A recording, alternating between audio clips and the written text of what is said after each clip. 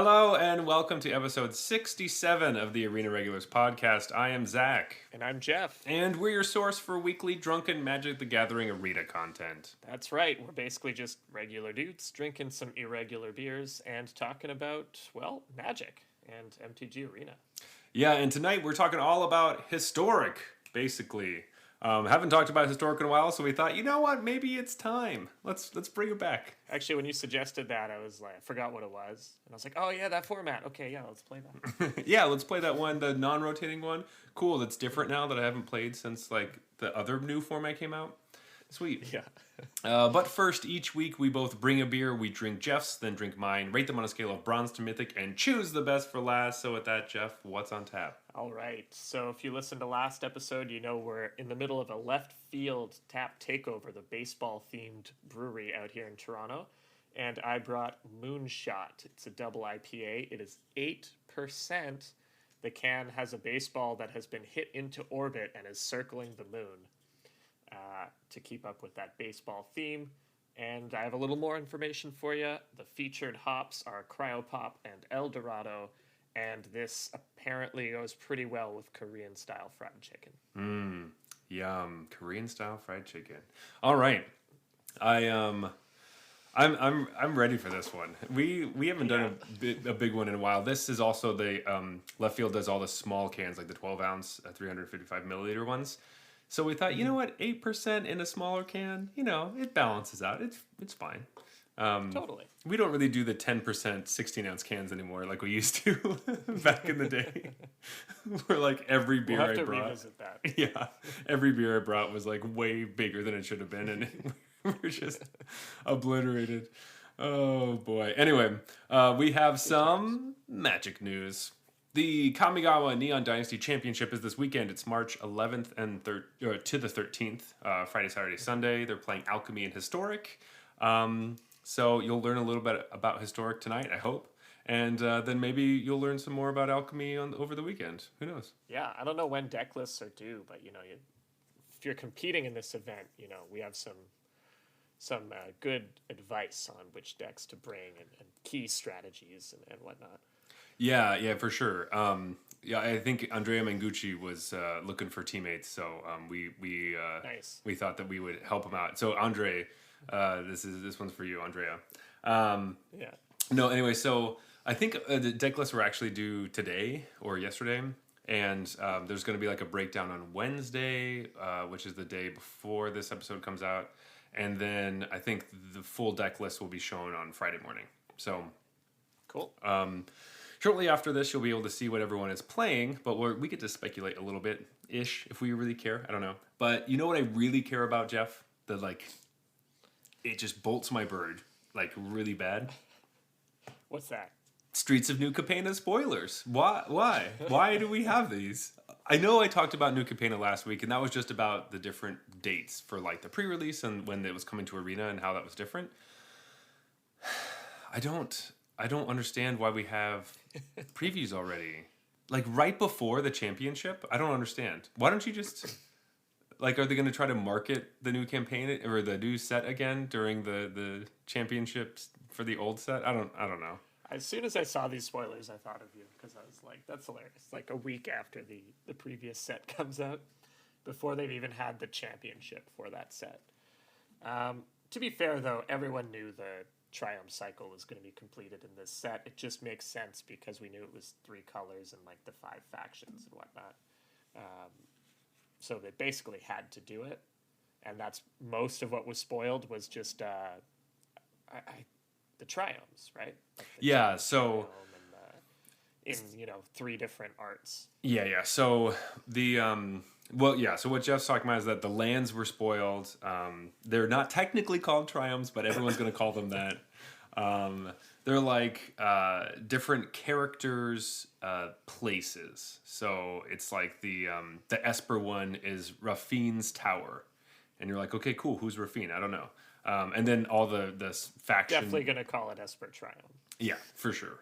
And then all the faction names were announced and kind of showed their symbols or whatever, which is cool. I mean, like, we knew it was going to be these 3 color types, the shards. because we just haven't done the shards in so long that it was like, well, we have to. So we do that. That is the colors that are sitting next to each other on the color wheel. So whatever Naya, Bant, Esper, Jund, and Grixis. Yeah. That Naya land could really help out if Runes is still a thing. That's what I was thinking. So, some of it is good. It's like, okay, we will for sure be playing these colors, and we definitely have the Triumphs or whatever. These are great lands, so Yeah. It is nice to get them. They do tend to skew, like, only these 3 color decks become viable because the mana just gets so much better. Like, every deck was Sultai last time just because they had the Triumph. Even when they're not Sultai. Even when they're just Dimir. They're like, yeah, just throw in Throw in a Triumph, it cycles. whatever that Triumph's called. So the one gripe, okay. So when I went on Twitter and I saw this and I was like, oh my gosh, why are they doing spoilers? And I was kind of frustrated by that. And then I saw a tweet by Matt Sperling that was basically referring to the names of these lands as opposed to like the shock lands, like Watery Grave or something. That feels very kind of iconic in a way that it doesn't tie itself to one plane, even though technically they are Ravnikin. But it's not like, I don't know, Right. Jace's Water Duct or something, and that's like one of the best lands, and so it was kind of a weird gripe, and that's why I'm kind of griping with the names just a little bit. But then, of course, Jeff reminded me that no one will call them by these weird names, by Xander's Lounge or Spara's headquarters. That's not going to happen.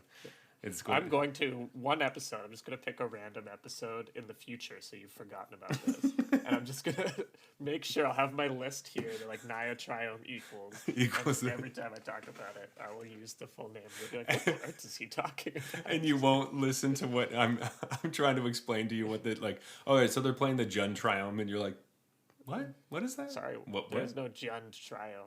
Yeah. No, that's not a thing. I don't know what you're talking about. Are you talking about historic? Do you mean Zagoth Triumph? Yeah, because that's like whatever teamer. I don't even know. Anyway, so it is right. That one's Sultai, obviously. Kind of with these, because the Shocklands were made so long ago, I'm sure it's just because, they got to take those cool names. And now it's like, coming up with new names for lands isn't super fun. So there's like, I don't know, this sounds cool. And then no one's going to call them by these anyway. So, like, who cares? And so I think, yes, Jeff, you're probably right. I shouldn't be mad about it, but whatever. It might as well say Jund Triumph on the card. Exactly. We should actually, if we ever play in paper again, we should just write it on. Actually, it'd be funny if they released that as like an alternate version. Oh, yeah. I would definitely buy that skin on Arena. That's a really good idea. We should try to get them to put that as the skin so you can just change it. Oh, that'd be great. Because they already have 3 different versions just because, why not? I guess.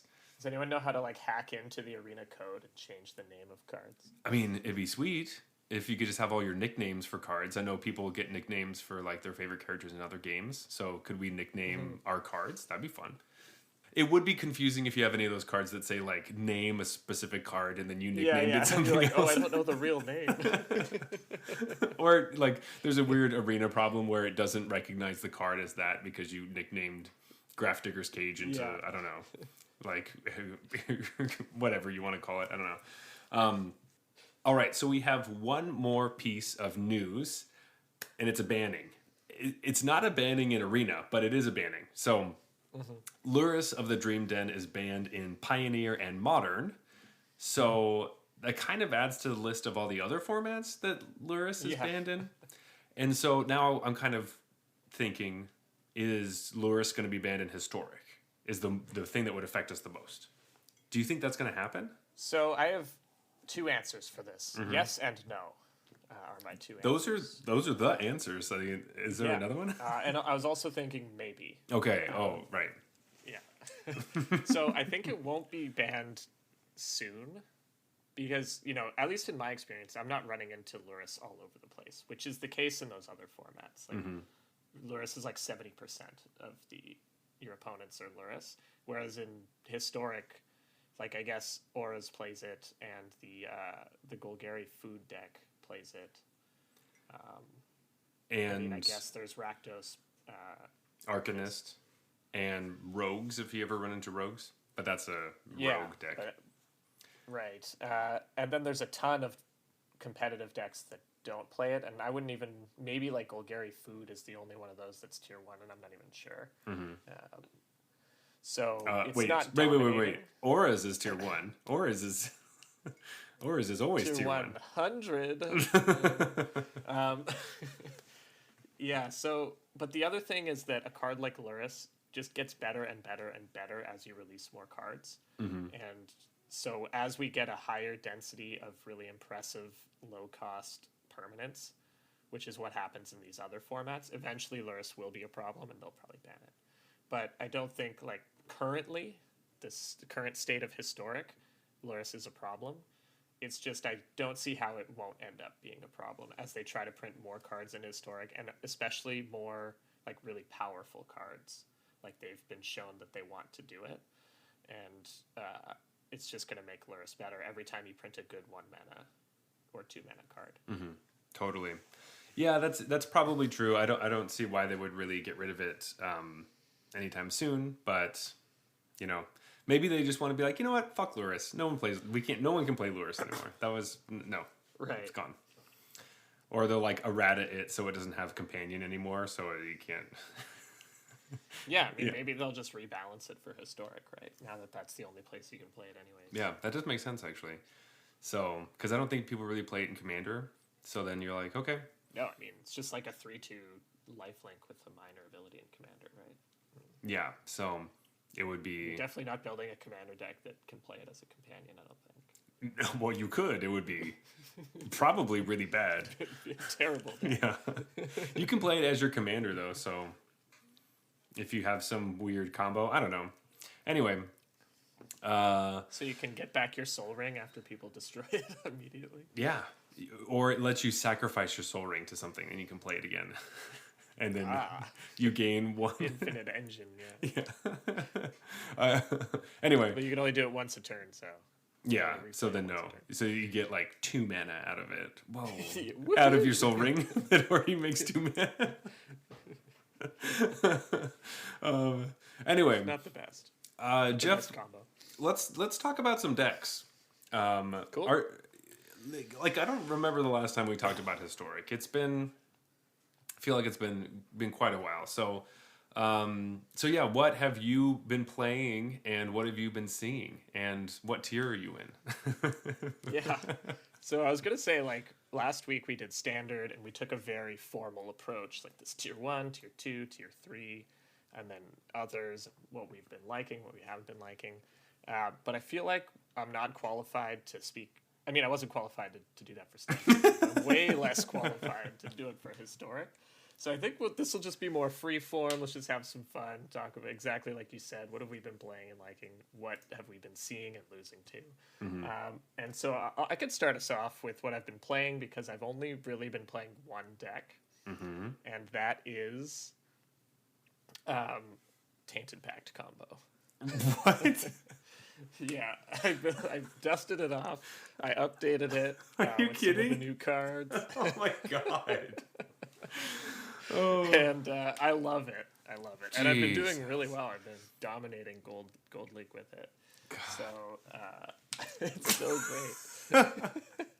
I was thinking of like all these different decks you could have been playing, and that was not it at all. No, I did. For some reason, I started on that one, and I just never gave it up. I mean, I guess you got a lot of sweet cards since the last time we saw that deck. Just because if you think about it, any like blue or black card that is good, gets printed, has a chance at making it into this deck because you play all one-ofs. So, oh my gosh. It's been sweet. Like, even the Kamigawa blue land is like a pretty big upgrade for one of the random crap lands. Like, you were playing random off-color pathways, right? So you just switch out one of those. It's just a blue land anyways. That like actually does something. Oh my gosh, that's so funny. Right. Is it too slow with just Jace, or? I've been having success with it. I found a list online that did okay in a tournament, but that list was like really really slow. It was playing a lot of duress type effects, and I've been running into Gruul a fair amount online, so I cut a lot of the crap and filled it with more sweepers. And then the other thing I didn't like about the list I copied was that I played against one person that played Sorceress Spyglass on Jace, and I literally couldn't win. Yeah. I had no way of bouncing that in my main deck. I had no other win conditions. So I've put in a few more win conditions, just like Ashiok, for example. Actually, I did have one chance because I was smart enough to know that I want Key to the Archive in the deck. So I did put a Key to the Archive in before, which wasn't in the list I copied. And I was like, okay, this Key to the Archive needs to hit artifact removal. And that's my one chance. Like, for once, I'm finally hoping for Crozen Grip out of this fucking thing. But I didn't hit it, but then my opponent immediately played another one, naming Key to the Archive, which means I couldn't tap for green mana. They didn't know that I didn't get it, right? But I wouldn't have been able to cast it anyways, because they cast another one to stop me from tapping for green. And then I was like, okay, I just would have had to draw one of my random green pathways. But I love that. I don't play Sorcerer's Spyglass, but I love that it is a card that can fuck up that deck. That's great. Yeah. So anyways, we slotted a few more win conditions in. Like, for some reason, I wasn't even playing the Hall of Storm Giants before. I don't know, the list I copied didn't like Hall of Storm Giants. So I put the creature lands in, so I have some other ways to win the game. Yeah. But mostly it's just the Jace combo. And, it's not as slow as you think because it can still do the turn 4 win. It's just that you need, usually your hand that wins is a double Tainted Pact hand. Because then you, turn 2 Tainted Pact for Jace, turn 3 Tainted Pact your library away, untap, and win with Jace.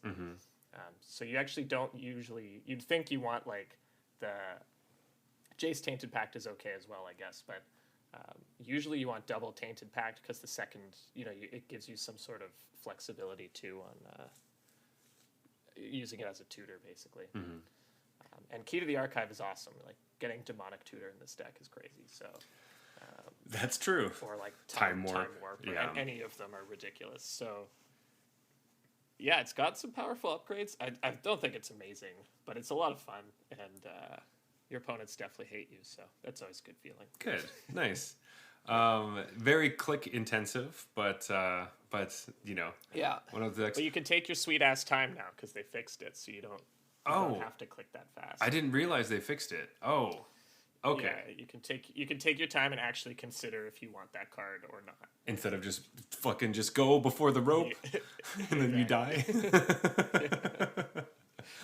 That's good. Yeah, I've played a lot of different decks because I wanted to just try a bunch of different stuff. And one of the decks I was playing was the Golgari food deck, which is all nice. Sacrificing with the squirrel, which is honestly what I thought you were going to be playing, just because it seems like something you might like. But after playing that deck a few times, I was so bored of the cat oven thing. I know, I hate cat oven. It just takes forever. There's so many. It's like, should I actually drain them or should I just take my turn? I don't feel like clicking through it right now. I feel like I can still win if I don't right now. I just don't want to do it. And every single turn, you have to think about the timing on the cat coming back. And how you want it, and if you want to leave it in the graveyard with food out or whatever. It's just ugh. It's a deck that I hate playing against because it usually, whenever I play against it, it always the Jund version, which is Jund sack with Mayhem Devils and stuff, and that always kills me. But I wasn't playing that version, and maybe I should just play that version instead. Maybe I'll like that better. But boy, was I bored. I played a mirror match, and it was I had 2 giant squirrels, and they had 2 cats, and I just couldn't get through. Is a nightmare. And it was just such a fucking nightmare. And so it's you're trying to make sure that you drain harder than they do. It was just jeez. So anyway, I was.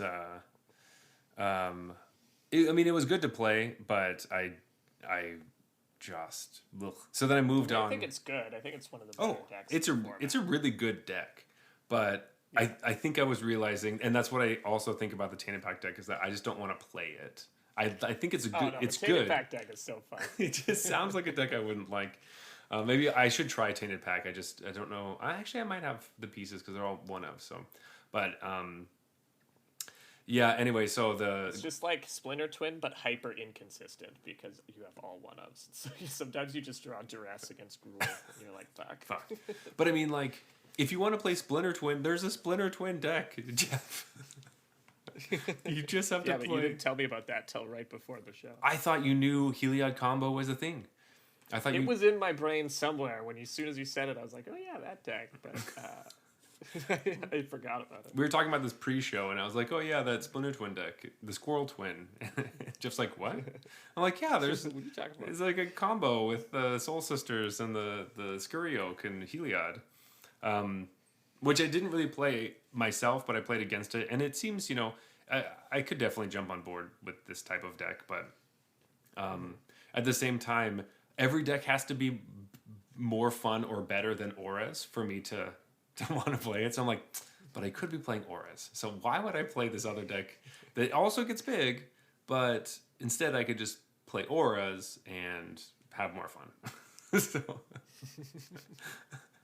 And then so is that what you switched to? So then I switched to Azorius because I get to play a card that's banned in Modern. That's got to be a really powerful card. Luris? Yeah, but that was true of Golgari Food too, right? That's true. All right, dang it. All right. But no, Auras is just, it's still as fun as it always is. And I actually get to play Light Paws, and it actually works. That's nice. Mm-hmm. Plus, Esper Sentinel is like one of my favorite cards ever now. That card's awesome. Fuck that card. Oh, I love it. But I also love taxing effects. I love it. So I like taxing effects too. I like that card is good, that they actually pushed it, because normally they suck. So it's like they're so afraid of taxing effects that they make them really bad. It's just nice. That's like the first good one since Thalia. Yeah, it's just like a tax piece that also likes getting auras put on it. Because then you're like, oh, well, I'm always going to draw a card. Because... I put all the glitters on this, so there's no way you're going to be able to pay. Yeah, I mean, I often just take my 2-for-1 against that card right away. Like, you know what? Whatever. Fatal push it. Don't pay. Fuck you. Untap. Like, the best thing is when... Screw you, Esper Sentinel. They have mana untapped. So I think if they're like... They have 3 mana. They try to kill it with a 1 mana spell, and then they pay the tax, and then I spell pierce, their removal spell. That's the best. Yeah. That's why I do it right away, because I'm so tired of that shit. I'm just like, no, I only have 1 mana on your end step. I'm fatal pushing that. I don't care. You get your card. You don't get like 3 cards. Okay. Yeah. Oh. You don't get like 3 cards and 8 damage out of this thing. You only get your 1 card. It's so good.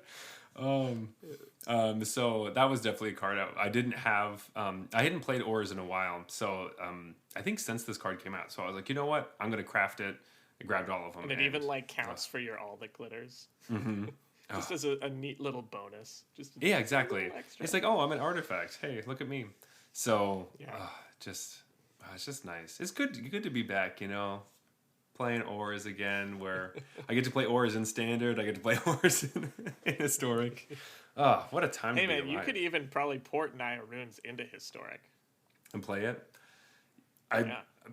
Yes. The mana would be better with the Shocklands. The Shocklands? Because that's the big problem, is the pathways can only go one way, and usually you need your red-white pathway to do both. You need it to cast Jukai Naturalist on turn 2, and then also Showdown on turn 4. You wouldn't necessarily need showdowns, though, I guess, because you have all those other card advantages. Yeah, that would be. I don't know if it's better. I don't know if it's better. It's better than the standard version. Oh, yeah, it's definitely better than. I think it's just like completely different, because the standard version goes a little wider than traditional auras. Like, you tend to have 4 different creatures, and the powers that you can make any of them almost arbitrarily big, which can be really helpful for your bad matchup against like Sacrifice. So. And you have like copies 5 through 8 of Jukai Naturalist if you want, with the like Starfield Gazer or something. Oh yeah, that card's called. The Sithis. No. There's another one that's like it's literally a 2/2 enchantment spells cost 1 less, and then something about It has some extra text. Is that the Herald of the Pantheon? Wait, who? I don't really know. Something like, yeah. Is it a some green sort of card? Starfield Gazer or something. It's a white card that I'm thinking Oh. of, which is one of the white. I have no idea what you're talking about. Anyways, it's worse than Jukai Naturalist. Oh, I know. Itself. I know who you're talking about. Okay, now I know. All right. It's from a core set, I want to say. So, but I think of it as like copies 5 to 6 of the Naturalist or whatever. I guess, obviously, the Spirit Dancer is pretty good with all those. Like, you would draw so many cards off of your free runes. Yeah, I think that mainly just it's like that deck just sounds like a Celestia Enchantress deck, because I don't really care if my auras cost less, because none of them, like, I don't really run any ones that cost generic mana. They're all colored mana.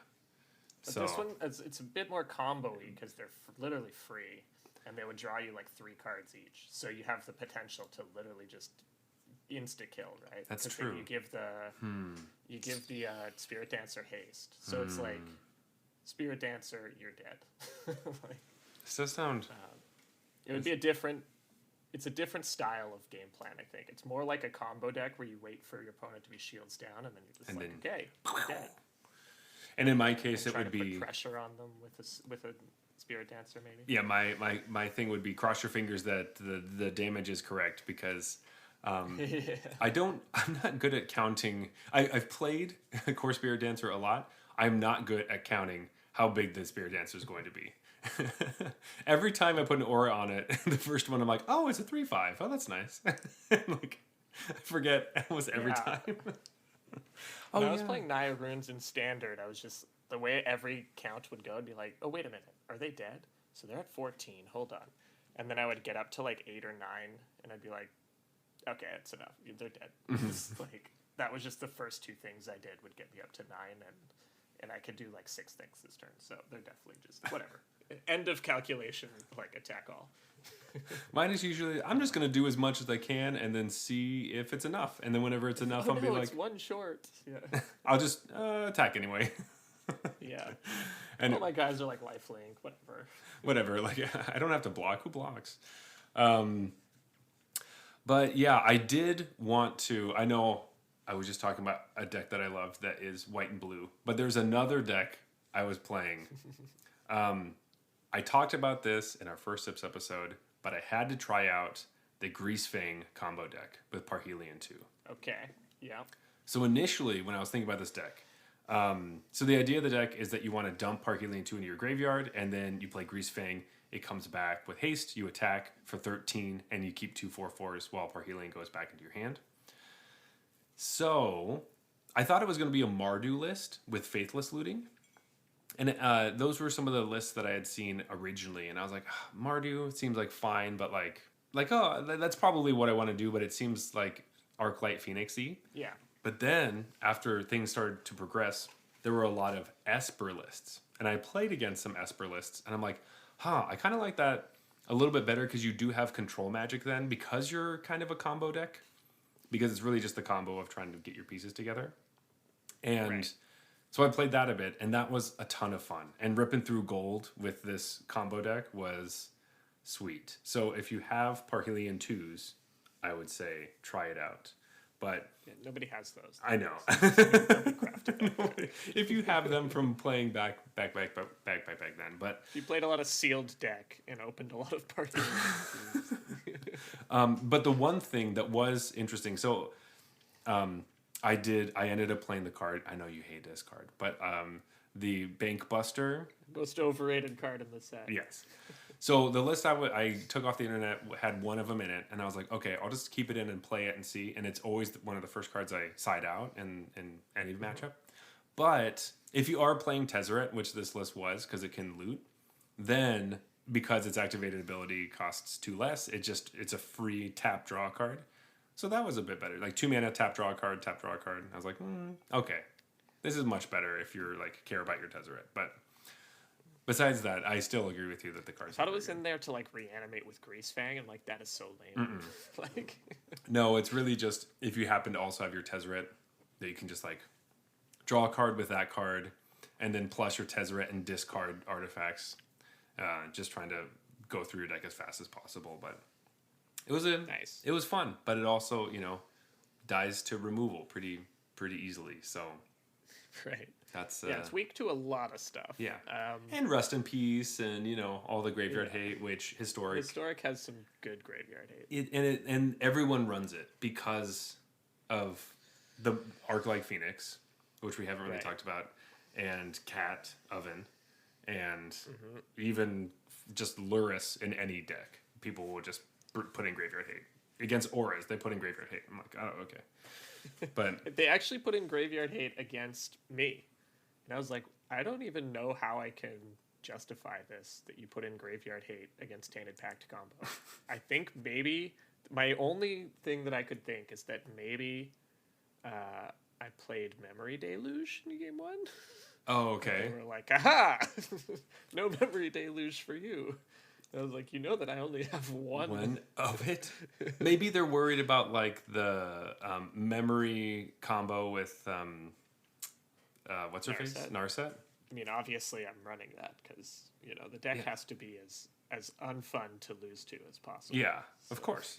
But like, it does seem kind of strange. Instead of like a get him dead quickly. I don't know, depending on what you're playing against, but it's like I think there were 2 cards in my deck that could do anything from the graveyard. Do I have any ways to like get cards back from the graveyard? I don't even know. I don't think so. Keep a salvage. Yeah. Like, is there a way to get Tainted Pact? What if I just mill Tainted Pact? Do I just lose? Anyways, I'll think about that later. Yeah. Maybe. Or maybe it's because I was milling myself with Jace, and so they assumed I had graveyard. Something. Yeah, what if you... Maybe you should...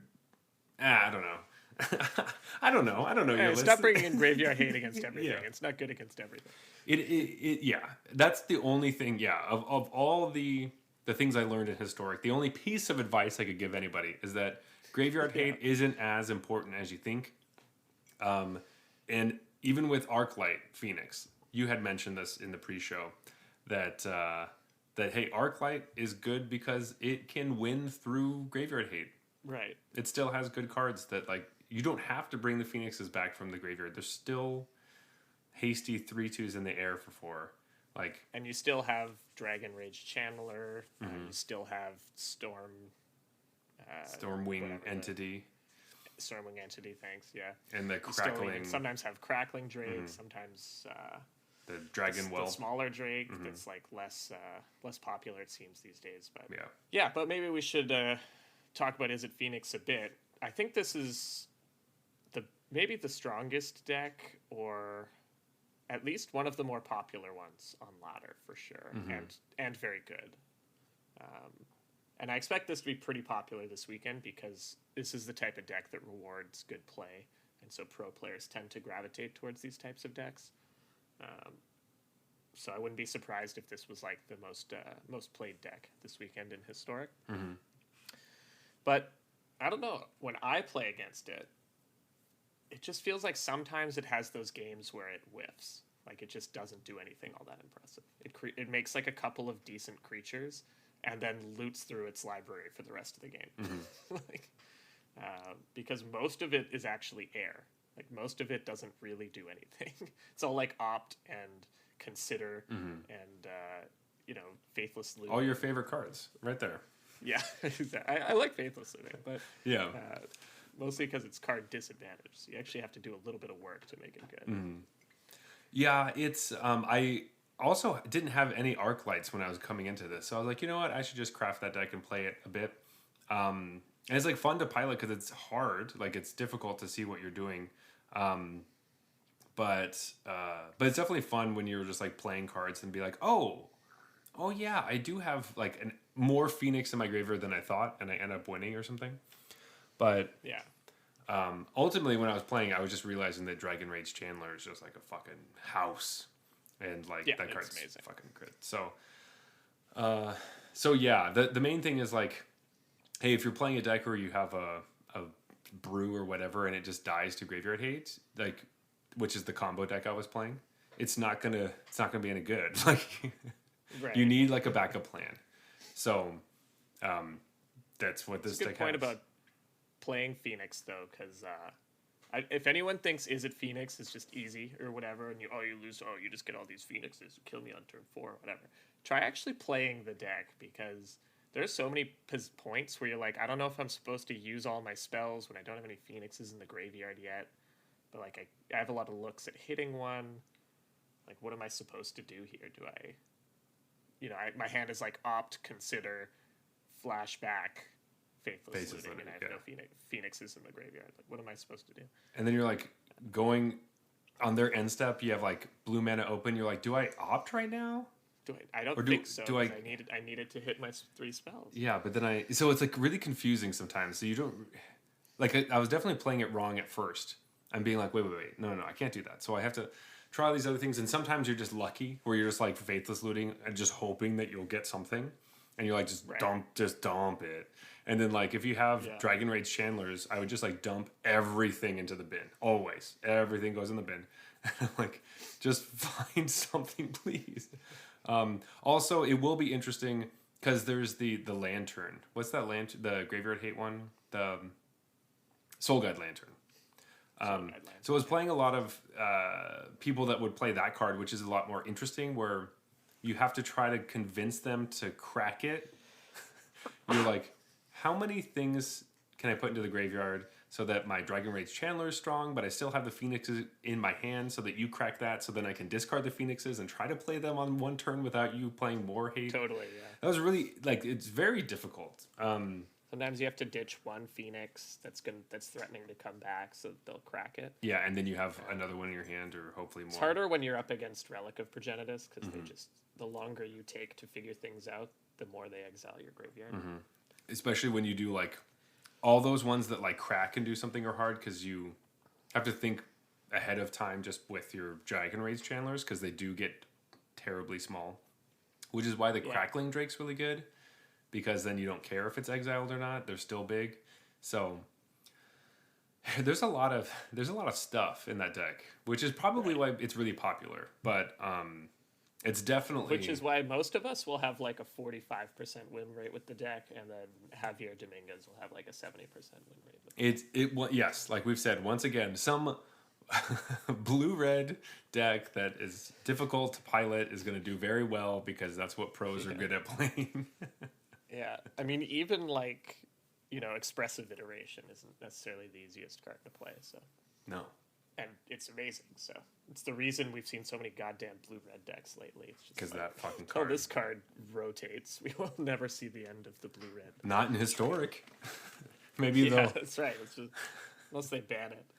Or they just, like, change it so you only look at 2 cards and one. No. Man, it's like soul crushing when you're up against Phoenix and they go like Channeler, and then turn 3 Expressive Iteration. You're just like, how can I beat this? It's just.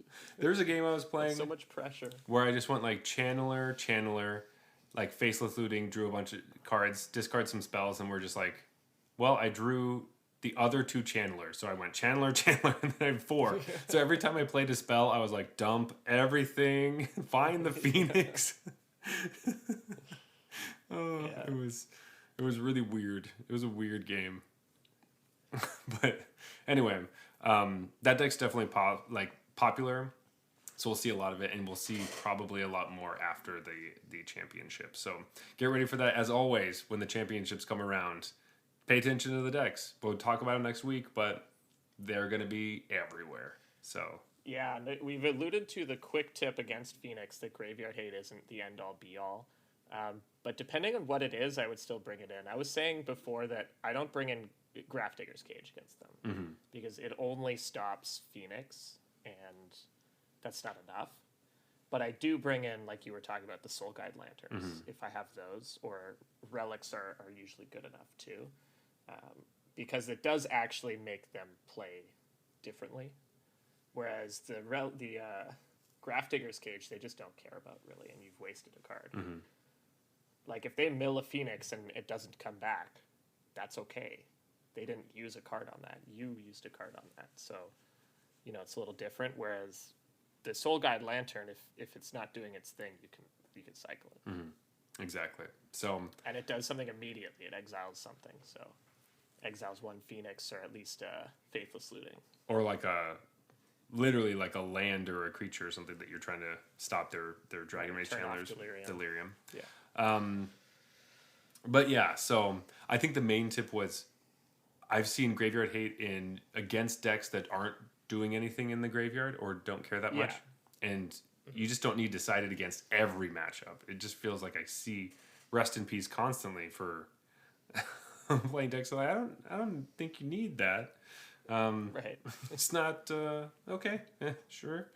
But anyway, Jeff, there may be a couple more decks we want to talk about, but I also need another beer, so we should go to a beer break, right? Yeah, let's do it. All right. This beer break is brought to you by our patrons over at Patreon. That's right. You're already supporting the show just by listening. But if you want to support the show even more, the best way to do that is over at our Patreon. Yeah, and when you become a patron, you get an exclusive invite to our super secret after party, which is it's a mini episode recorded immediately after this one. But we do talk about things that are not magic or beer related sometimes, and sometimes not Harry Potter related. That's right. Plus, you get to vote on which one of us you like more by buying us a beer. So if you're a big fan of the Tainted Pact deck, I don't know how you couldn't be, then you're going to want to go over and click Buy Jeff a Beer. And if you really want to play the Greasefang combo deck that's not super great but really fun, you should click on Buy Zach a Beer. And if you hate combo decks, you should buy each of us a beer. So go to patreon.com/arenaregulars to vote on your favorite host or favorite deck right now.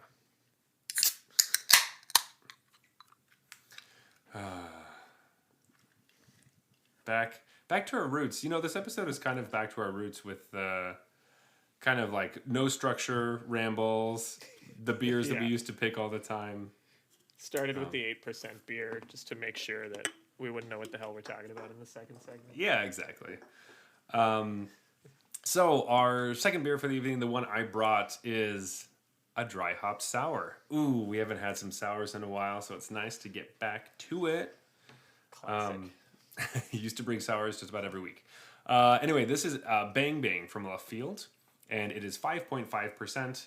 It is their dry hop sour, and it's pink with like a picture of a glove catching a ball and a foot on a base. So I guess those are the Bang Bangs. It's like the bang of catching the ball and the bang of your foot hitting the base. But it doesn't tell us if the guy is out or safe. Yeah, but I'm assuming this ball was caught at the same time as that foot is touching the base. Maybe. I don't know. So it's like they need to tell me how the story ends. So which bang came first? Was it the ball in the glove or the foot on the base? Which one's the first bang? Yeah. So maybe we'll figure that out at some point. But it also pairs well with freeze-dried ice cream dots and triple cream brie. Hopefully not together. Excuse me? Who's eating triple cream brie at a baseball game? You have to be one like pompous piece of shit to bring that to a baseball game. I mean, I even felt that about the Korean style fried chicken from the previous beer. I know, but that's like a food truck. You know what I mean? Yeah, it's conceivable that there's a fancy food truck in the stadium. But who's bringing brie to a baseball game, man? It's triple cream, nonetheless. I get the freeze-dried ice cream dots. That makes sense because you're at, I don't know, fucking someplace that's just a random place that sells those kinds of things, like Disneyland, I guess. I guess Disneyland doesn't have baseball, but whatever. It doesn't matter. Next Jays game I go to, I'm gonna bring one of these Bang Bangs and a just big thing of brie. And break just a big wheel and eat it. Man, that's a good pairing. Man, it just goes really well together. I don't know if the sour and the cream. I don't. Maybe we should try to do these pairings because as I taste this beer, I don't know if I would want a creamy cheese right after the sour acid. It feels like it might curdle in my mouth. Anyway, let's talk about more historic. Grossing them out. Yeah, the beer is good. The beer is good, just not the idea with the brie. That's what I'm really getting at. But all right, so historic. We talked about some decks we liked. There are more other important decks, but I mean, like, we can still talk about them. I was gonna say Jeskai Control. I'm assuming to see some of this weekend. Yeah. I heard I mean, Teferi's still good. Teferi's still good, and actually one of your Worthless Lots, Chris Botello, was singing the praises of Hinata and thinks that he's going to play Hinata in the championship. So I wouldn't be surprised if we saw literally just like the standard deck, but like just powered up a little bit, just like you were saying with runes, but the Hinata Magma Opus thing. Yeah, I'm trying to think off the top of my head what are like some really good multi-target spells in Historic. It's the 6-mana blue one. The oh yeah, right. Sublime Epiphany. So like that one seems good. That's pretty good. Mm-hmm. Just turns it into like the world's best counter spell. Yeah. Blue. Counter blue. that, copy this, draw. Draw a card, bounce that. Yeah. That's pretty good. That's pretty good. So only you could copy your Hinata, like, you know, it just doesn't. Oh, because you can play Mythic's Mastery, which is just like another way of as a. So, does that overload like target everything and then you overload it for like 2 mana? I was mainly thinking of a backup plan in case Hinata didn't work out and you have Magma Opus in the graveyard. But I don't know if yeah. I don't know if Mythic's Mastery targets every card in your graveyard, but I mean that would be pretty cool. What would that be like? I'm looking up the card right now. Would that be like red, play your graveyard? Oh yeah, so the way Overload works is you replace instances of target. Right. Each. Right. So it would no longer target. It would Right. It would actually cost full if you overload it, but it is only 3 mana if you don't. That's pretty good. A 3-mana Magma Opus is almost as good as a 2-mana Magma Opus. So, but now that I'm thinking about it, is this card banned in Historic? Did Mythic's Mastery get banned? I don't think so. Yeah, maybe not. Maybe I just know that deck got banned, but I guess it was just the Time Walk. It was Time Warp got banned, and that was one of the pieces. But look it up because it's definitely been long enough, and I haven't seen that card in a while. So this might just be weird. It's like, why is nobody playing this card? No, because because I don't know why people weren't playing Memory Lapse or Brainstorm. That was really weird when I was playing Historic. It was such a strange thing.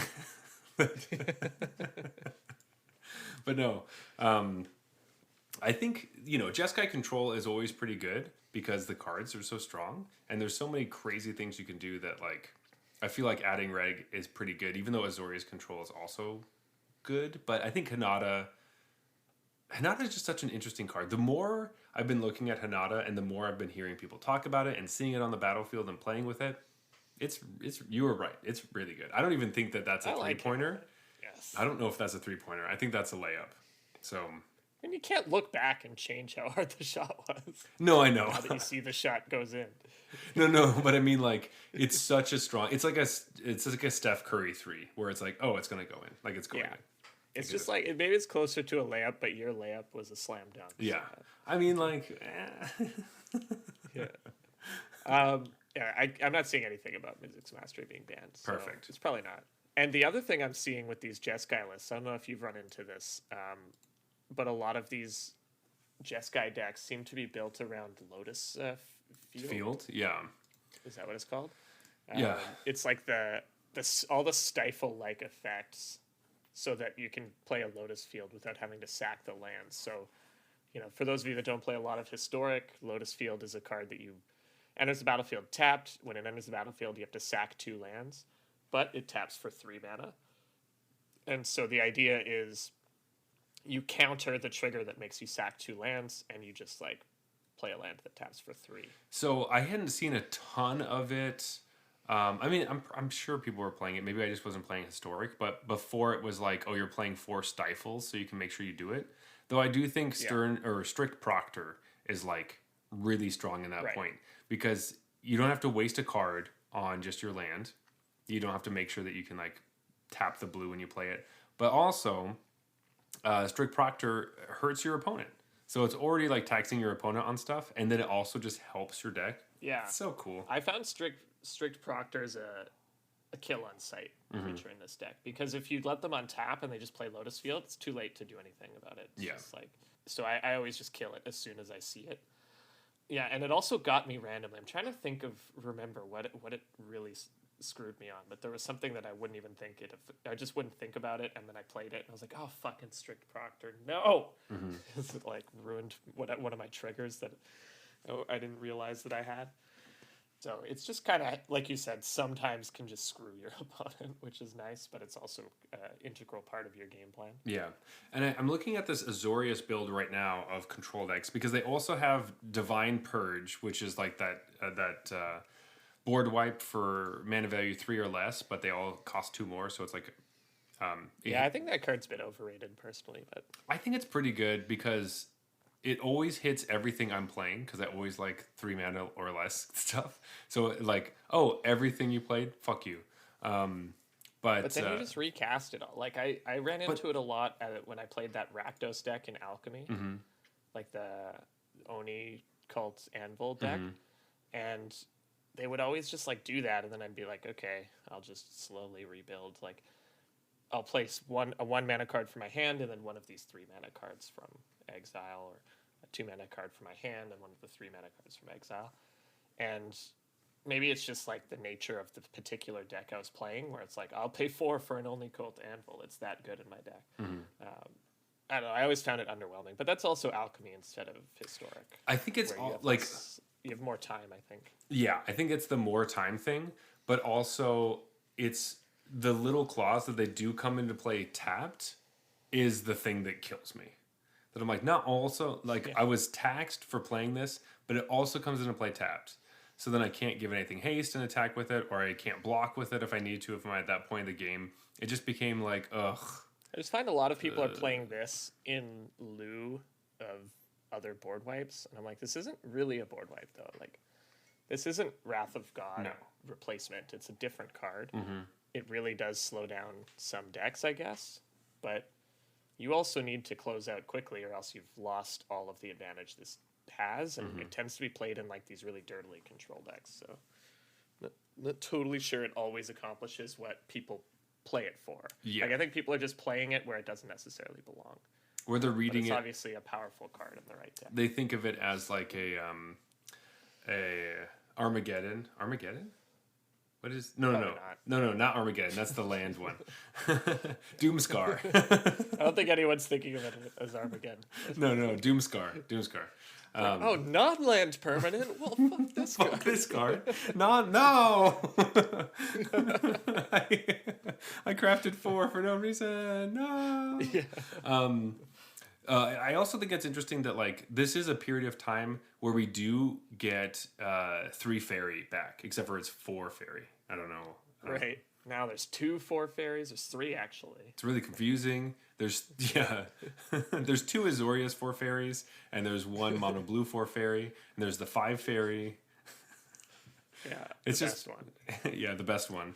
But having that back, you know, I still think that's good. It's still annoying, but it's not nearly as impressive. But it feels more specialized now. Like it's actually meant for anti-control, whereas before it was like, this is just so good that I put it 4 in my main deck and it's good against everything. Yeah, fuck like, your even in the random matchups shit. where it's bad, it's still decent. Yeah. Whereas now it's like, this card's quite bad against aggro. So Feels its like intended design a lot better than the original. Exactly. So one big ups for, hey, remember, you know when people get upset when there's bannings and then you either get your wild cards or you don't because they suspended it or whatever. This is a card that got banned, you got your wild cards, and then they fixed it and brought it back and you can still play with it and you don't have to put any more resources into it. Look at that. Isn't that nice? That happens sometimes too. So don't forget. Sometimes. Omnath. We have Omnath back, so hey. Yeah, it's so bad now. Yeah, but you can play it. And it's a card you have. It wasn't even playable in Alchemy. It's free though. I tried. You got it for free. I tried. Yeah, that's right. Free cards. Didn't we like craft a bunch of Omnaths because we knew it was going to be banned, and we just wanted like free Omnaths to play in Historic and then get our wild cards back? Exactly. It was great. I don't know why this wasn't the thing people were rejoicing about. Why were people complaining about that? Yeah. I saw somebody tweeted, I can't remember who it was, but they were saying, hey, so Lurish just got banned in MTGO and no one is complaining about not getting reimbursed for their Lurish getting banned. I'm like, Yeah. That's nice. That's nice. It's like nice, but it's also like that's what bannings are like, right? Most of the time. And those people probably spent, at least $20 on their lures. Yeah. And if you have one in real life, that's fuck. That sucks. Yeah. Like it's just so much Like, worse. I don't know. I feel like you could have seen it coming, It's like this was a slow move from it getting banned in Legacy to it getting banned in Modern. Mm-hmm. So you have to be like, hey, it just got banned in Legacy. The last time this happened was Uro. It got banned all the way up the chains, or like Oko or whatever. It got banned all the way up. The card is 75% of the modern metagame. Maybe I should sell. Yeah. You So, had plenty of time to make that decision. but it's just one of those things where it's like, yeah. And in those situations, you don't get anything. Sorry, you just lost $15 or whatever. Plus, like and then if you had a whole play set, I guess you wouldn't really need. You don't need whole a play set to be that's true. So that could also be a reason why people are like, meh, I had one. It doesn't matter. Yeah, whatever. Yeah, Yeah. $20. But I chose to spend $20 to play this deck for a while and have fun. anyway, I don't think it completely invalidates a whole archetype. Probably, I'm assuming. I don't know anything about modern. I'm not going to pretend I know it. Let's stop talking about modern. I don't know anything. Oh yeah, but just to I remember why I brought up the Lotus Field thing, because I just wanted to point out that in one of my first games, my opponent just goes Island and pass, and then I played Fabled Passage and cracked it on end step and got nailed, got absolutely nailed. Oh, by the stifle. By a Stifle. And I was just like, wait, what the fuck? Who's playing Stifle? And then I realized what the deck does, and I was like, okay, I guess Stifle kind of makes sense. But it's so... I was just like, what is happening? Why did I just get stifled? I forgot this was a card in the format, first of all. Because it was a mystical archive. That is exactly what I want to do. Like I don't really. I was like, my deck has one fetch land. It has one Fabled Passage. Fuck you. Get banished back to turn 1. Go fuck yourself. Stone Rain, turn 1. Yeah. Off one blue. Yeah, off blue. Who says blue doesn't have land destruction? Oh my god, that's amazing. I like that a lot. It was a shocker, but I couldn't help but just smile, right? Because I was like, wait, really? Wait, I just got stifled? Seriously? My Oh. opponent must have been so excited, like, Fabled Passage? Here we Oh go. my god, here we go. I don't like the rest of their hand is like they literally have to play Lotus Field next turn and then but they're like, no, it's too good. It's too good. I gotta take this. I gotta stifle it. They play Lotus Field tapped, sacrifice both lands. You're both at 0 lands. Game starts over. They're down 3 cards, you're down 1. Oh god. That would be great. That'd be worth it. Oh gosh, that's like, historic is like this crazy fucking format with like a bunch of shit that obviously you have no idea we're in it because how are you supposed to remember all the random bullshit cards that were added? It's so confusing. It's all over the place, but I like it. I like that it's just like we decided we're gonna throw this stuff at you, and there's just these cards. Remember them if you can. If you can't, you get got. All right, so here's our deck. Okay. So it's red, blue, land destruction. Okay. Stone Rain, obviously 4 of. Now we're also going to throw in Stifle and just no other purpose other than hoping our opponent plays Fabled Passage at some point. Yeah, or maybe We have nothing good to stifle in our own deck. yeah. Okay. Like you can hit the cat combo. Cat oven. Yeah, right. Stop you can one stifle, other. like, since you're not doing anything, they're likely to try to ultimate a Planeswalker at some point. Stifle that. Yeah. And then here's where it really all ties together. Galvanic Iteration, okay, to copy that Stone Rain. Okay. I like that. That's good. And then maybe Mizzix's Mastery to recast Stone Rain. Perfect. Okay. And then Boseiju, just Of course, yeah, sure. We'll make it teamer. because we want to make sure that they don't have any more lands in their deck. Oh yeah, right. Well, I guess we could Boseiju them, and then I think maybe we could stifle the trigger where they, can we do that? I don't know if that's how that works actually. I might It's just all one clause. Yeah, I think it's one clause. Yeah. You would could try. You'd stifle your own stifle the Boseiju. Boseiju Yeah, and then and nothing happens. You lose 2 cards. You spend 3 mana. All right, not the best combo though. All right. We'll find another stifle. No, but I think because we're talking about is it combo decks that we want to play, right? Right. And so everyone loves is it combo decks. so is it combo land destruction? No combo, sorry. Is it land destruction? Instead of Well, it's a combo because it has Galvanic Iteration plus Oh, right. Stone Rain. Plus Stone So Rain. it's a combo. Yeah. what else can we play? We can play No, that's Gruul. Cuz like there was a We Ponza could go deck. Teamer. It's okay. Cuz like there's There's like Waking the Trolls kind of thing. yeah. So there's no way we could use Stifle for anything else. Blue is for Galvanic Iteration and Stifle. Yeah. And right. everything else is just we're just playing Ponza. So we're just playing Ponza, but we're adding blue. Okay, Yeah. And maybe even green and still play Field of Ruin. Like you just your mana is so rough. we're actually gonna have more mana trouble than our opponents for sure. But We'll just play like all the Triomes when the new Triomes come out. We'll just play all of it. right. We'll play whatever his name's headquarters or tower or whatever. This is just to make all sure. I want to do is copy my Stone Rain. Stone Rain. You're just begging to be like spell pierced or something. Like Yeah. Totally. that's what I'm looking for. Yeah. Yeah. But I might stifle their Fabled Passage. So. That sounds so good. Stifle their no, I guess it doesn't work like that where you would play like a shock land and you stifle the pay two. That doesn't work. No, they templated it The so other way. That doesn't happen intentionally. Oh man. But anyway, I was wondering, Jeff, we used to get like every quarter they would tell us what they're working on Arena. And it seems like they don't do that anymore. Yeah, what the hell happened to that? Like We got like the state of the game whatever thing. Like the updates. last things they were working on were like the play blade, I guess, and everything else was like a secret. And then we got a bunch of like arena only stuff, and then they changed the play blade for better or for worse. I think it's better, but I like it. everyone has their own opinion, but I think it's better. I like it, but I do wish it would open automatically to the tab of whatever you played last. Yeah, what is that Sometimes about? it like opens into a different tab. I'm like, no, usually I want to play whatever I played last. Yeah. Also, like, why is it opening to events? Like, no. I know it's opening to the least useful tab. It's just like the first tab, but it's the one they want me to go to because I might. They want you to see events or Like, something. oh, guess. I do want to join a sealed and spend 2,000 gems or something. No, I don't want to do that. Yeah.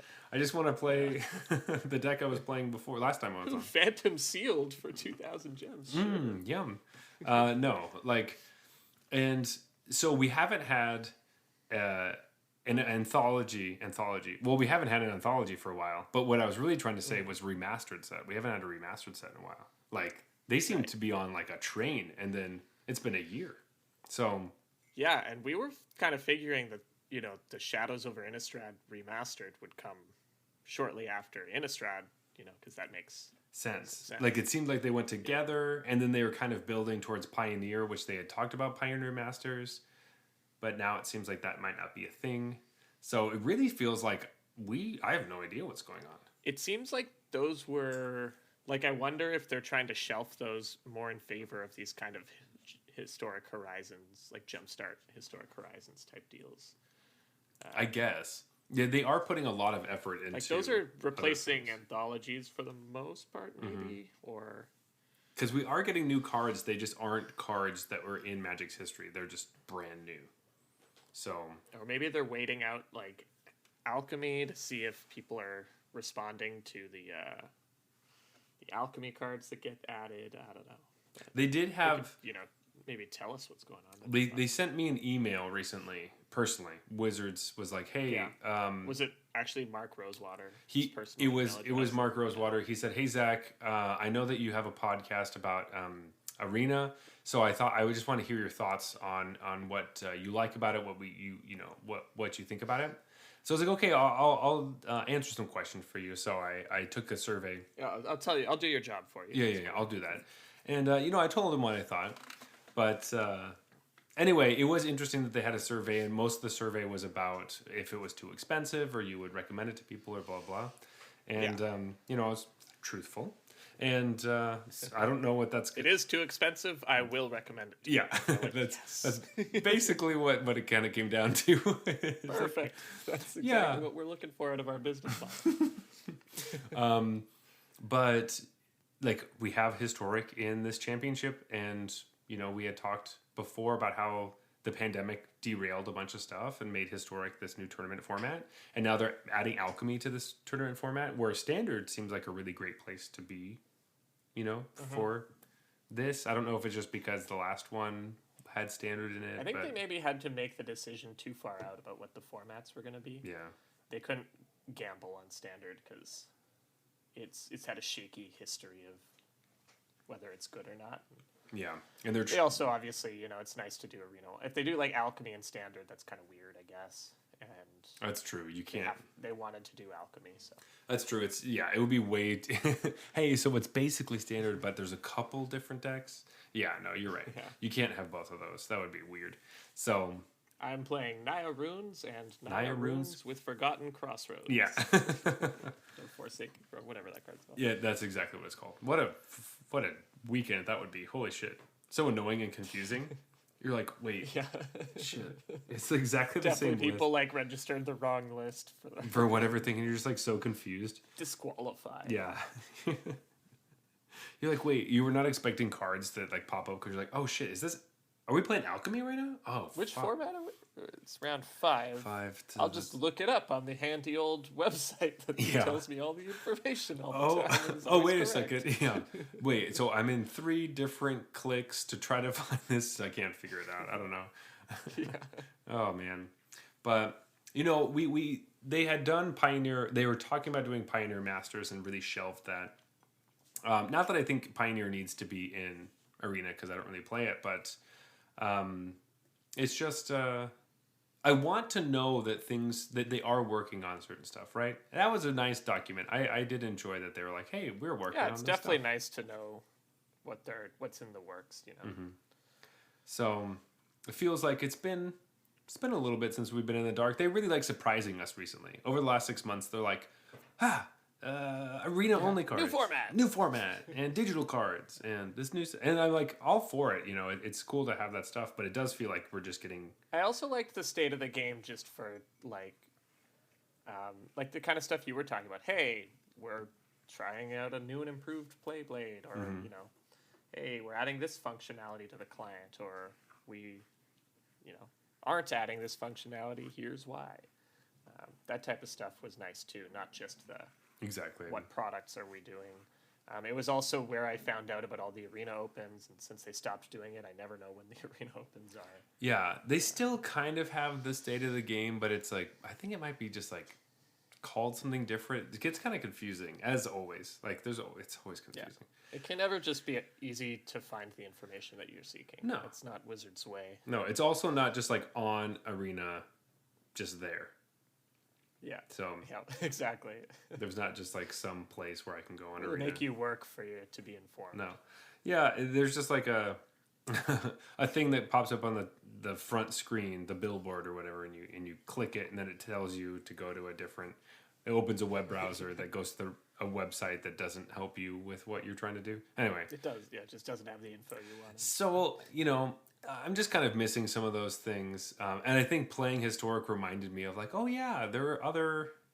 We were kind of hoping that we'd, by this point, be getting into like Magic Origins or even like Khans of Tarkir, possibly like getting back into that stuff. So it kind of seems at this point they're just adding old cards. Although, would they ever do Khans though? Because I guess they just would do Khans without fetch lands. Without fetches. They don't want to make Stifle too good. Too good.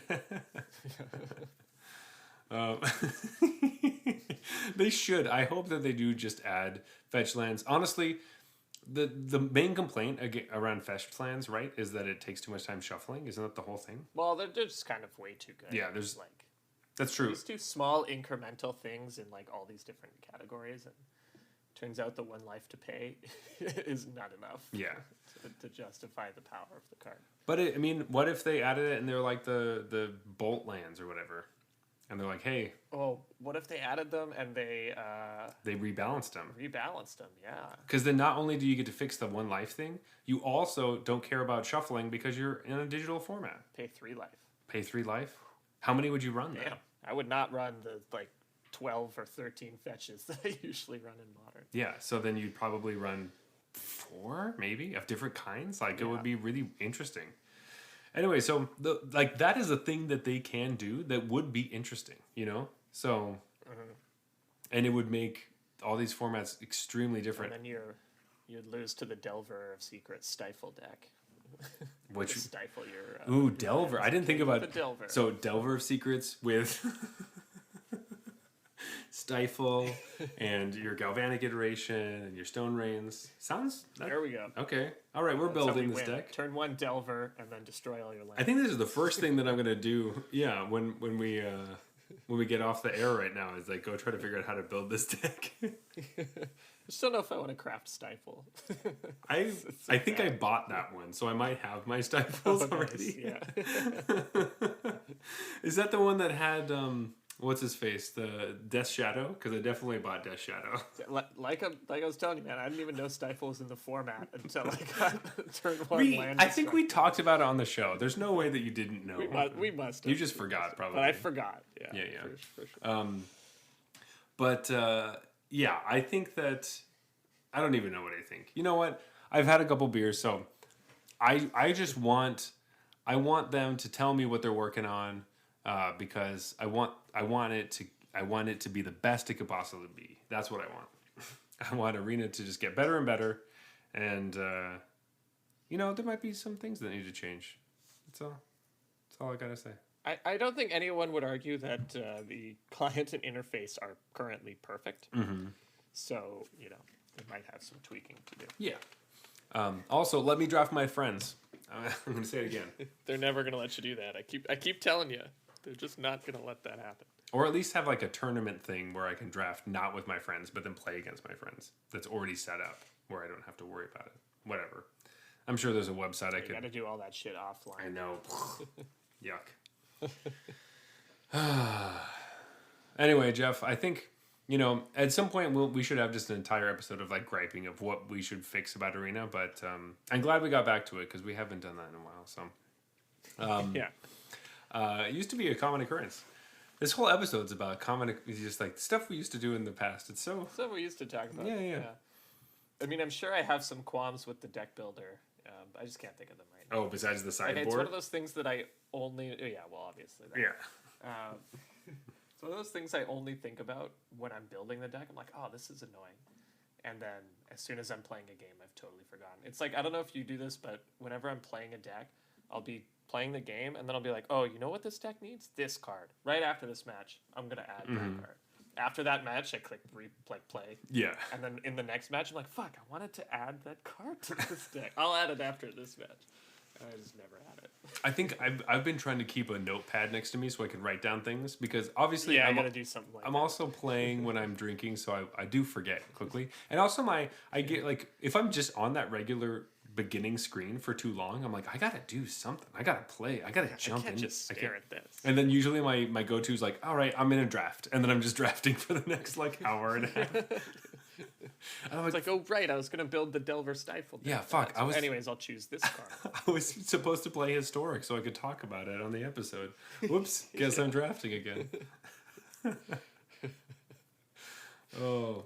I don't know if it's like going to my collection and looking at cards. It's like, I wish I had a full playset of Kamigawa. I need to keep drafting. I need to go draft so I have more rares. Yeah, basically. Anyway, Jeff, I think it's time. Do you have any last thoughts before we go to last call? Yeah, I mean, we did promise that for those people who are playing in the tournament this weekend, we'd give them a recommendation. Okay. What they should be playing in Historic. For both maximum fun, but also for maximum results. Perfect. So, all right. Do you know what you would recommend? Yeah, I know what I'd recommend. What do you recommend? All right, I'm going to recommend a deck that we didn't talk about at all. It's called 5-Color Niv Mizzet. It's sweet. Yeah. Okay. Didn't even mention it. Yeah, that's a good one. That's it plays, like you like probably a lot of one-ofs. So you're like, hey, I'm just gonna do this. Not as many one-ofs as I'm used to, but it plays a few. Like my kind of deck only has 2 cards that aren't one-ofs, but since I got laughed out of the room for suggesting that, I guess I'll suggest 5-color. Five color Niv Mizzet. I'm gonna choose another dragon you should probably play with, but this is like the best dragon. They're better than Goldspan Niv Mizzet. Dragon? I didn't know people played him in this story. No. I'm talking about Grix's Bolas. Just play all the Bolas cards. Yeah, play Grix's Bolas. Play Grix's Bolas. You know what? I bet nobody's ever tried that. There's definitely not 10,000 decks that I run into in like gold and platinum that just always playing all the Nicol Bolas tribal cards. You should play those. Just a couple thought seizes, some board wipes, Mastermind's Acquisition. To go get your Bolas. Exactly, because then you can play the new and improved Fires of Invention that cost 5. So, play this deck. Hey, you know what? You could even mash that up with the Release to the Winds Valky combo deck, because then you can release to the winds your Bolas, make them discard again. That does sound fun. So anyway, those are the decks we think we should play for this weekend. If you're in the tournament, That's who I think's gonna win the tournament this week. If Grix's Bolas wins the tournament, Bolas. I'm going to shit myself. That's gonna be amazing. All right. Jeff, it's last call, so we need to rate the beers we have drank/drunk/are drinking right now. But before we do that, let's talk about our rating system. So, we rate all of our beers on a scale of bronze to mythic, which is the same as the tiers in Arena. And as always, it means nothing about what tier you're in currently. I had just worked my way out of silver because there was a new reset. So, hey, we've all been in the different tiers. It doesn't really matter. These are just for fun. But with that being said, bronze beers are horrible. They're trash. They're garbage. Throw them in the trash can. I hate them. We don't drink them. Just for the record, I'm in whatever tier Zach is in, but higher. Okay, so silver are macro brews, or basically micro brews that are indistinguishable from macro brews, maybe? Yeah, sure. Gold beers are fine. You won't really think about drinking them again or drink them very often. Yeah, platinum are sort of the next step up from that. They're solid. You would drink this again, but you're not, going out of your way cross country to get this beer. Yeah, they're kind of like the good ones in your local LCBO, but you're not going to go to a different LCBO. Diamond beers are exceptional. These are ones that you would recommend to your friends. This is the one that you get all the time. You try to keep it around, and you really, really like it. And just a reminder for some of you, LCBO is Ontario speak for liquor store. Oh, yeah. Sorry. Yeah. And then Mythic is the absolute best of the best. These you would recommend to anyone who will listen. These you would go to the one LCBO in the city that sells this beer if you heard they had it in stock. Yeah. This is like the cross-city drive. We don't get a ton of those, but... No. We've had a few, though. We've had a few. Jeff, are you ready to pick your favorite for the night? Honestly, not at all. Perfect. Because I'm also I'll do it. Super ready, but I think I can pick one that... I think I'll pick one. I think I will pick one instead of not picking one.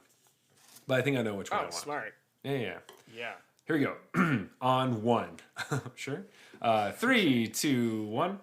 Moonshot. Bang, bang. Whoa! Ooh, that doesn't This happen never too often. happens. Wow. Yeah. Not only did we pick differently, we picked each other. Each other's. So it's like the most opposite it could possibly be. Interesting. Right. Jeff, let's start with the bang bang. Just because I was really surprised. I'm really surprised. Okay, so I think we've talked about this plenty of times before on the show, but maybe not in a while, because we used to talk about it a lot, because Zach used to bring wonky, weird sours every episode, and lately we haven't been doing that. So finally he's brought me another sour so I can remind all of you how I feel about sours. And my feeling is that it has to taste like a beer first and like a sour second. So you can think of it as, beer and then sours in brackets, rather than it tastes like a sour drink and it reminds you a little bit of beer. And every brewery has their own take on a sour, and they kind of land on that spectrum somewhere. This one, while not all the way to my side of things, I think definitely leans towards my side of things. This tastes like a beer to me, and it has a bit of a sour kick. And I find the dry hopping probably goes a long way in making that happen. So dry hopping is when they just put in, instead of putting in hops when they boil the beer as is normal, they just chuck hops in afterwards when the beer is like fermenting. And I just find this tastes really clean. Like it's not too sour, but it has a kick. It's not too hoppy, but it has that hoppiness. And I overall just kind of think it's pretty well balanced. I came in kind of expecting to pick the IPA over the sour. And I would say they were close for me. But on a, game time decision, we had to pick something. I think I leaned towards the just really nicely balanced sour, that because I'd like to be able to point to this as an example of how I think sour beers should be made. Yeah. I obviously we think of sours differently. I haven't had a sour in a while. I think after bringing it every single week, it turned me off a little bit towards them. So I'm just kind of like drinking this being like, oh yeah, it is a sour. And I feel like a lot of them, I think the reason why I like sours that are like different and just like juicy or less beery is because they taste different. And this one just feels like a sour that's just like, yep. And to me, I do think it's good. Exactly. I enjoyed it. It's a good sour. So you're right. I think it did a fine job, but that's kind of it. That's where I am with it. It was it's definitely a sour beer. It's good. It's a good beer. It's good. But it's well made. It is well made. Yeah. I just like don't know. I don't I don't know if I have any words to explain how I feel about this. You know what I mean? You seem underwhelmed. I feel underwhelmed. I do think it's a good beer. But I don't know. What do you think about this? Where are you going to put this? I think this is still just platinum for me, though. Yeah. I don't think I can go so far as to say it's exceptional in Diamond. The weird thing is, like, I will recommend this to people. I think that's why I picked it, is, like, Yeah. I have a lot of people that I know that are like, oh, I just don't like sours.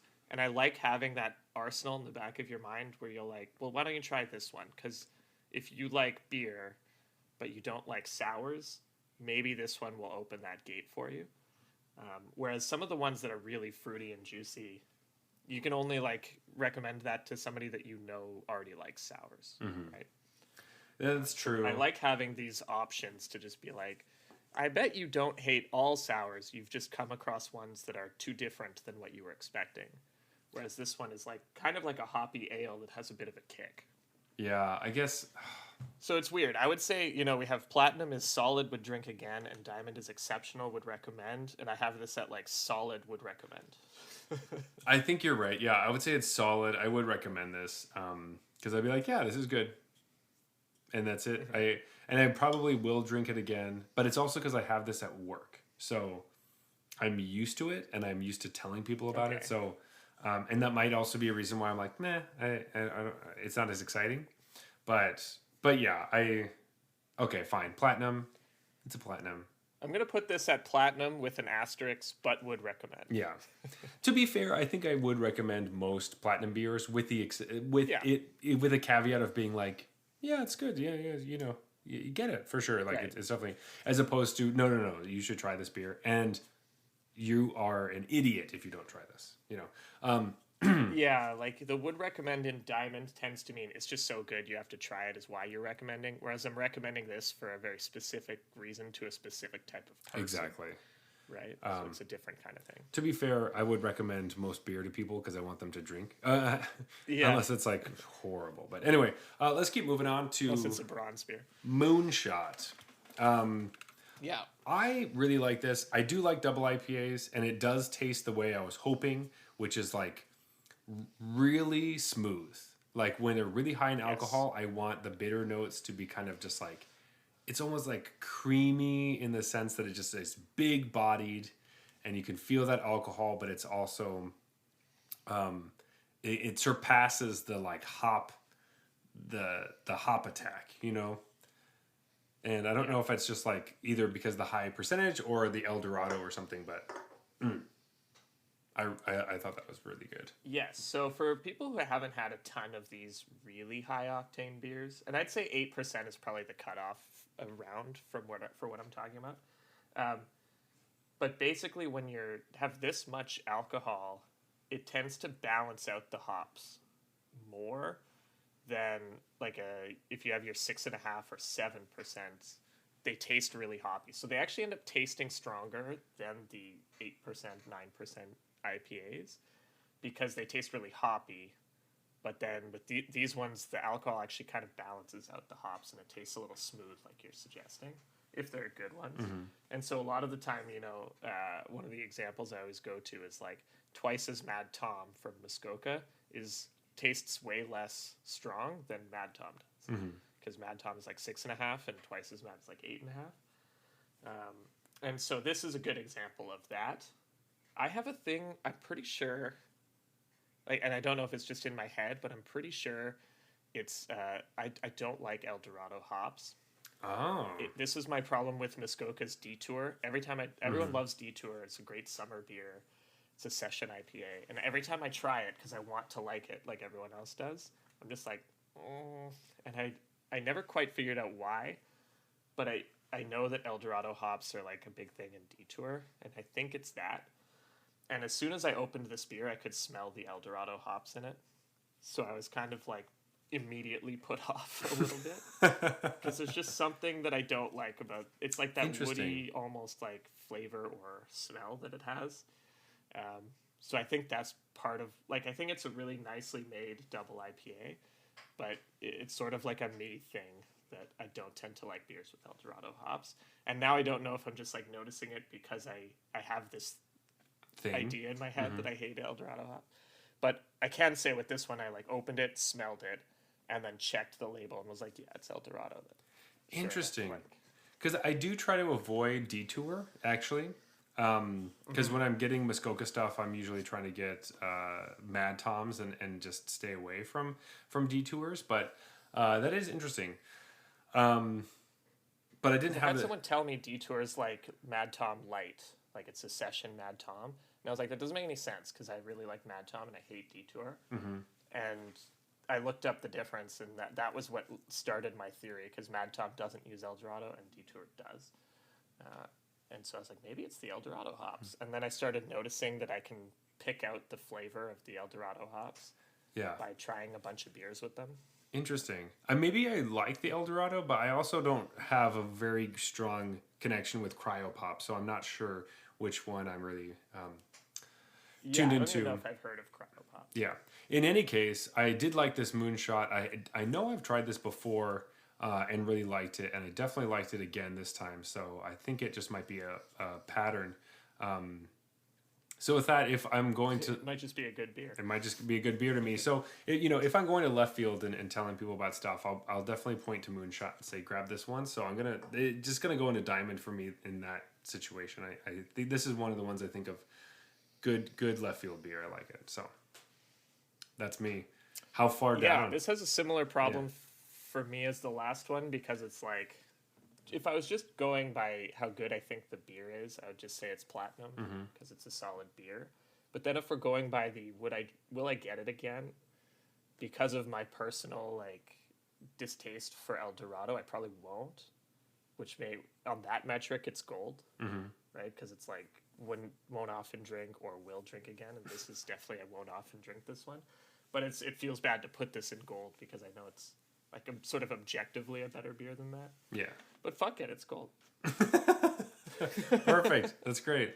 I like when we're pretty far apart. And yeah, so everyone knows we have this rating system, but most of it is about whether we're going to pick it up again, because that's the only thing you really need to remember when you're going and getting beers and rating them. That's what I'm like realizing. That's the more important metric. So. When you rate beers on how good they are, but you don't really like them, like what's the point? Like the rating system is about you. So like I want to know what you, Jeff, what your rating is of this, and am I gonna drink this again? Yeah.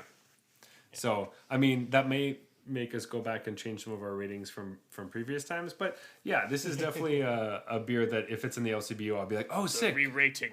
Yeah.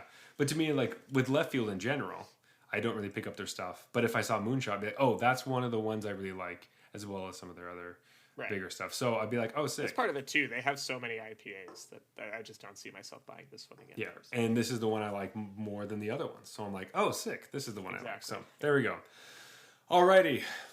So we got all over the board tonight. Diamond, gold, platinum. Love it. It is time for closing time. Closing time. Oh, you gave it to me. I like it. You can always reach us at Arena Regulars on Twitter and Instagram. Tell us what your favorite Left Field beer is, or you can tell us what your favorite beer is if you haven't ever tried Left Field before. You can also look for us on MTG Arena under the username Arena Regulars Podcast. I would not crack those fabled passages into Open Blue Mana, though, if you're up against us. Yeah, we'll probably put together that deck. So watch out. You can find me personally at Zulberg. That is ZeulBerg on Twitter and Instagram. But Jeff, where can they find you? You can find me on Twitter. It's at BluesBrewsMTG. If you care enough, you can figure out how to spell it. And please leave us a review on Apple Podcasts, iTunes. Follow us on Spotify. Leave us a review there and any place that you listen. It means a lot to us. Subscribe to our YouTube channel and leave us a comment. We post some videos there sometimes. So we just really enjoy your feedback and we want to talk to you about our episodes. So, tell us whatever you think. This has been the Arena Regulars. Reminding you that not every historic deck is weak to graveyard hate. In fact, most of them don't even really care. Good night.